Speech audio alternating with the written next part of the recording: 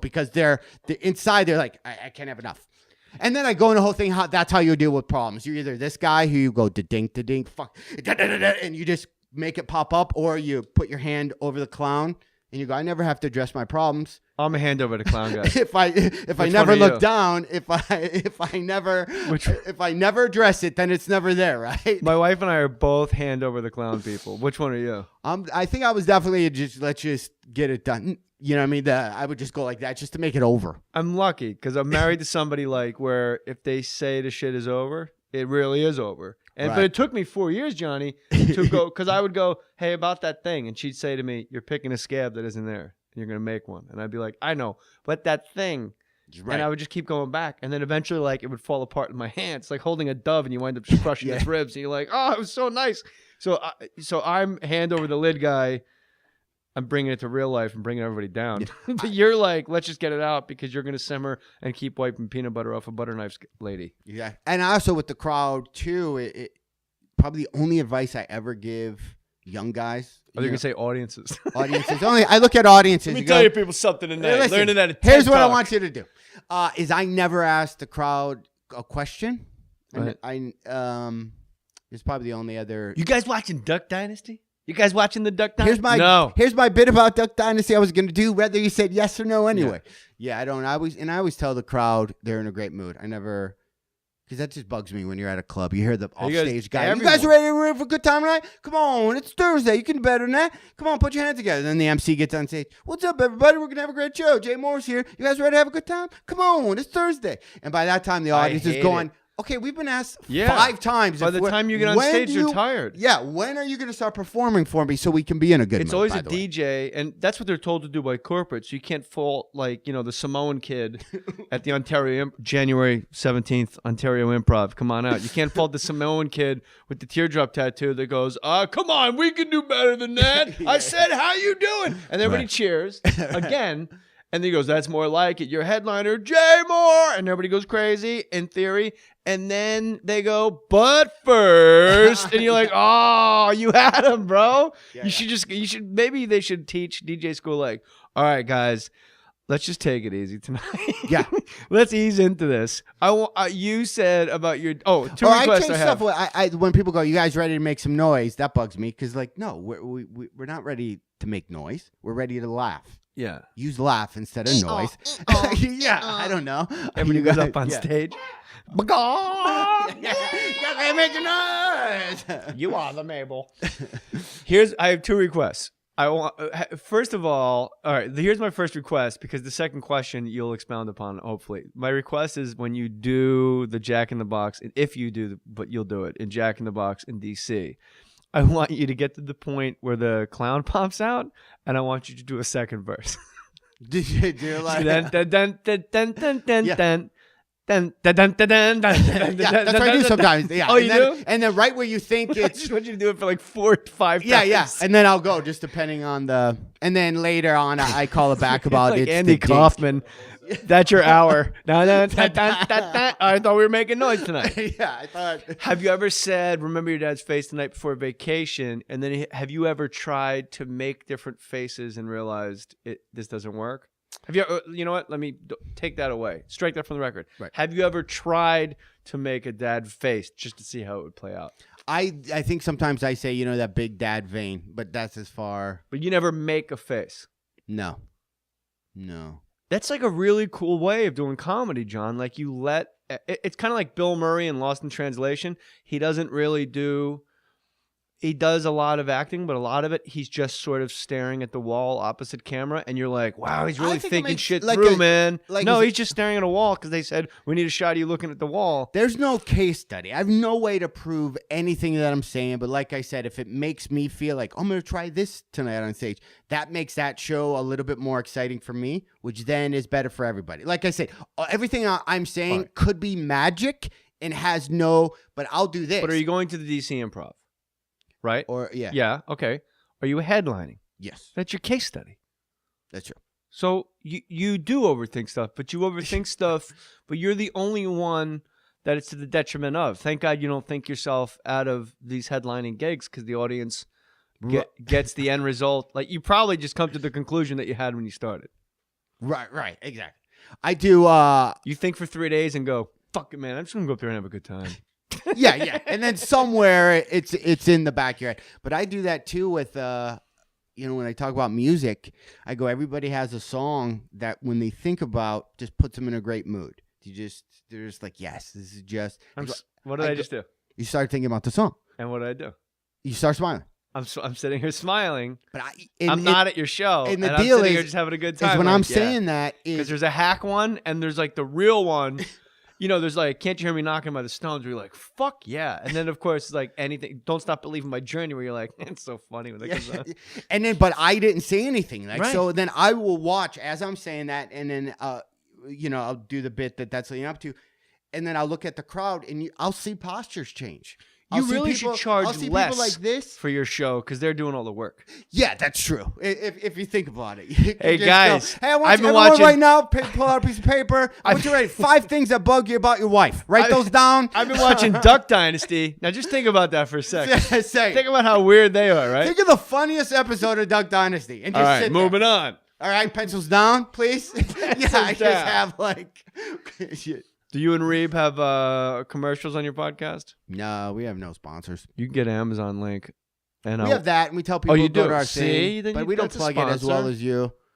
Like right now, this person says, today was a $130 day of vitamins, weather station transmitter, some cookbooks by a fake TV rancher lady, and motion-activated LED spotlights. I'm loving the show. Just wish I had more time to listen. I saw the thing somebody bought. Hold on, I got to say the name. Kyle Meyer bought those things. Do you know fake TV rancher ladies? No. What about weather station? Why would you need a weather station transmitter? You're an outdoorsy guy. I don't know why you would need one. Kyle Meyer. I thought about buying a pool one. Doomsday prepping. That is doomsday prepping. Vitamins. I'm going to live on vitamins. Ranch, fake ranch cookbook lady. Yeah. Maybe he's going to eat the pages. All right, well, that's your shout out. Go to the Amazon, jmohr.com, click the Amazon banner. John Heffron, go. I saw somebody bought a seat heater for you on Amazon. Oh, so she could. So on yours, I don't know. Yeah, the guy could warm his balls, right? Yeah, but that's his wife could warm her buttock and clam her balls. Matty Boy's hot. You gotta keep. Yeah, we don't have any sponsors on ours, and I spend a lot of time on sweepers. I really like that '80s style of a lot of sweepers put together and imaging and stuff like that. One of those sweepers is what? What is like in the beginning? I'll go. I wish we could just isolate that at the very end of the show. What? Elements such as a voiceover, music, or sound effect that bridges 2 songs together or creates a transition from commercials back to music. Yeah, I mean, it's exactly what he said. Somebody just got back from his fucking nerd convention. Was it World of Warcraft store closed? He started to go to Sweeper Town. We have some good ones, and there's a website where people do stuff for $5.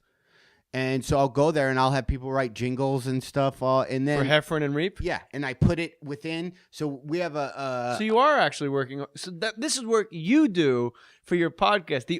But still, you have the audience working for you. It's a mutual thing. You're Jim Jones. I pull out of them the humor that's already inside of them. You pull out of them the work you don't want to do yourself. Make jingles for me and John Reap.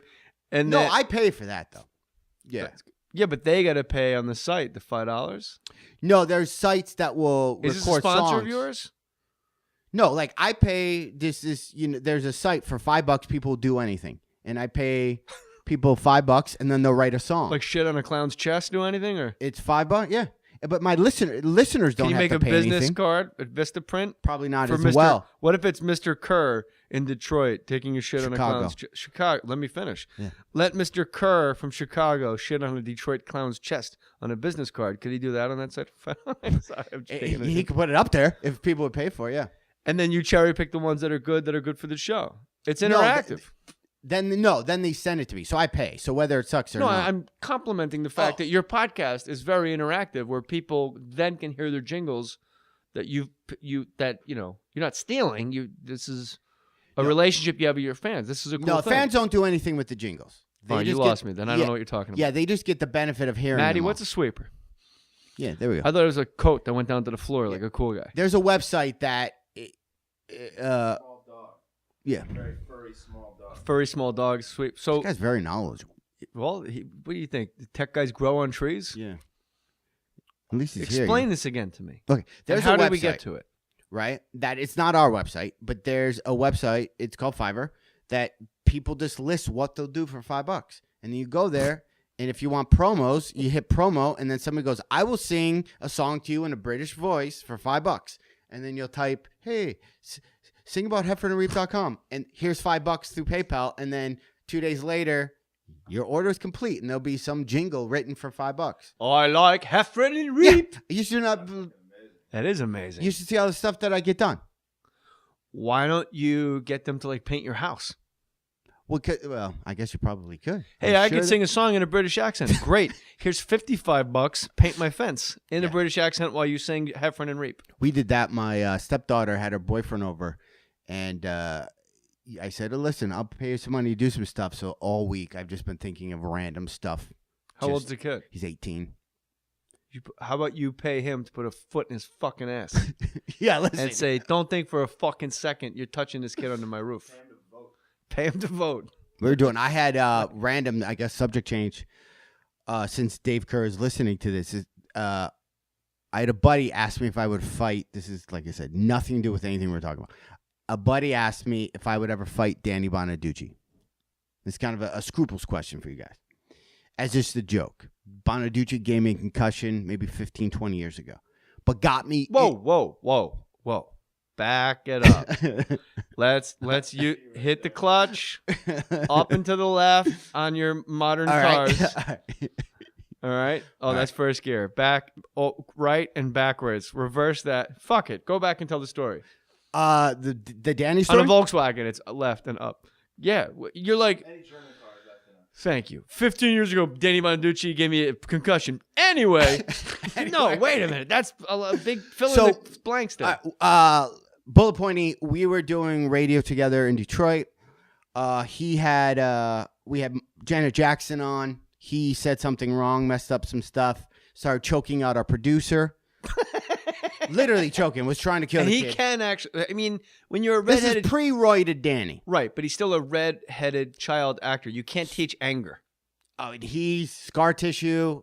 He's got that evil thing in him. He would kill you. Hands down, he would kill you. Me specifically, or the editorial you? Everybody you? No, he would kill anybody. Okay. I thought you were trying to like send me a message. No, he will kill you if we keep talking about it. So he's pulling off the producer. I grab him. I try to protect the producer as we're still interviewing Janet Jackson. So I'm over here grabbing Danny, and then I would whip to the mic and go, "So what was it like growing up with all those brothers?" And then I'd be back over here trying to get Danny off the producer. So I got hit during the scuffle. I leave. I go home. My girlfriend at the time said, "Why'd you buy a VCR?" I said, "I didn't buy a VCR." She goes, "Yeah, there's a VCR on the table." I go, "I don't know who brought that." We looked. It was my signature. I didn't recall any of this. I left the station, bought a VCR, went home. And this was back in the 90s where people bought DVD players. So I actually went backwards in technology. He actually knocked me one back. So it's like getting Merced in a colonoscopy. You're not supposed to do anything afterwards. Yeah. So then I got stock from this radio company thinking I was such a funny sidekick, not realizing. You know what Janet Jackson said in her limo ride home? What? White people are crazy. Yeah. They be tripping. White boys be tripping. I remember asking her during that what Pop-Tart she eats. That was my question to her. Those are good questions. I like those kind of questions. She said that, and then my next thing I go, "What CD is underneath your seat of your car right now?" And I'll never forget, she says, "Big Pun." So anyway. So you ain't even in me class, huh? Love Big Pun. So that you know what? It just made me just like Janet Jackson more. all 5 foot of her. So Danny afterwards buys me sparring gear, headgear, blah, blah, blah, boxing gloves, and got me boxing lessons. She was like, "That's me and you, we're going to spar." Hey, I don't want to fuck you up anymore. Take these boxing lessons, make it a fair That's exactly fight. why.